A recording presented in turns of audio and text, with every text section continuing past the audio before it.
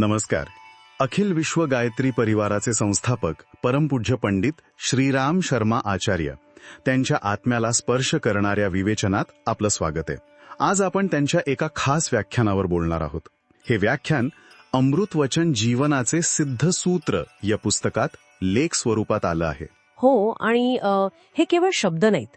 खरं तर व्यक्तिमत्व कसं घडवावं याची एक प्रकारची गुरुकिल्लीच आहे. बरोबर. याच विचारातून आपलं व्यक्तिमत्व कसं बदलू शकतं यावर आज आपण जरा सविस्तर बोलूया. नक्कीच. पंडितजींच्या विचारांमध्ये एक विलक्षण ऊर्जा आहे. ते थेट आपल्या आत पोचतात असं वाटतं. अगदी. तर पंडितजींनी 3 मुख्य गोष्टींवर भर दिलाय, बरोबर? आत्मनिर्माण. हो, आत्मनिर्माण म्हणजे स्वतःला घडवणे. मग परिवार निर्माण. कुटुंबाला घडवणे. आणि समाज निर्माण. आणि समाजाला घडवणे.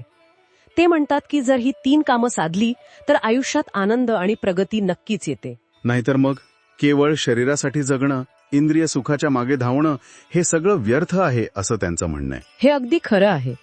आपण बघतोच की अनेकदा लोक बाह्य सुखांमध्ये म्हणजे वासना आणि तृष्णेमध्ये अडकून पडतात.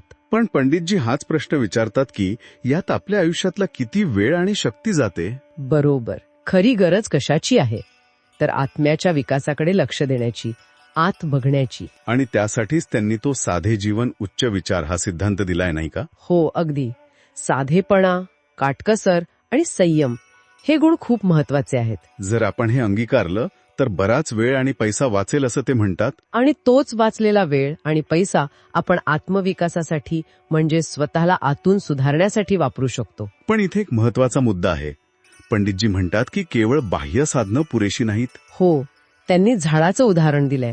झाडांना फक्त पाणी आणि खत नाही लागत. त्यांची काळजी पण घ्यावी लागते, संरक्षण करावं लागतं. अगदी तसंच आत्म्यालाही योग्य खुराक आणि देखभालीची गरज आहे. आणि आत्म्याची भूक आणि तहान वेगळी असते असंही ते म्हणतात. ती भौतिक गोष्टींनी भागत नाही. नक्कीच. आत्म्याला काय हवंय? शांती, समाधान, चांगले विचार. पंडितजी हेही स्पष्ट करतात की फक्त स्वतःच्या गरजा आणि इच्छा पूर्ण करण्यात आयुष्य वाया घालवू नये. आणि विशेषतः अप्रामाणिकपणे किंवा दुसऱ्यांना फसवून काही मिळवलं तर त्यात समाधान नसतंच. म्हणजे आपल्या वाईट सवयी आणि जे व्यर्थ खर्च आहेत त्यावर नियंत्रण ठेवणं आवश्यक आहे.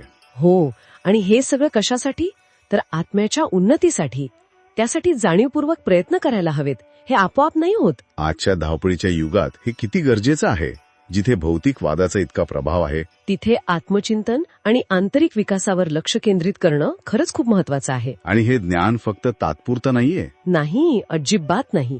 हे तर जीवनाला योग्य दिशा देण्यासाठी मला वाटतं ही काळाची गरज आहे. म्हणजे थोडक्यात सांगायचं तर खरं आनंद आणि समाधान हे इंद्रिय सुखात नाहीये. ते आहे आत्म्याच्या विकासात, साधं आणि विचारपूर्वक जगण्यात. आणि त्यासाठी व्यक्ती निर्माण, परिवार निर्माण आणि समाज निर्माण यासाठी सक्रिय म्हणजे ऍक्टिव्ह प्रयत्न करायला हवेत. अगदी बरोबर. आणि मग हे सगळं ऐकल्यावर एक प्रश्न मनात येतोच की आपण आपल्या आत्म्याच्या पोषणासाठी काय करतोय. म्हणजे त्याच्या खऱ्या गरजांसाठी, त्याच्या विकासासाठी आपण खरंच काही प्रयत्न करतोय का यावर विचार करायला हवा. खरंय. आणि ज्यांना पंडित श्रीराम शर्मा आचार्यजींचे विचार अजून ऐकायचे किंवा वाचायचे असतील, हो, त्यांच्यासाठी awgp.org ही वेबसाईट आहे. हो, त्या वेबसाईटवर नक्की भेट द्यावी. तिथे भरपूर माहिती उपलब्ध आहे. आशा आहे की हे दिव्य विचार आपलं जीवन नक्कीच समृद्ध करतील. धन्यवाद. धन्यवाद.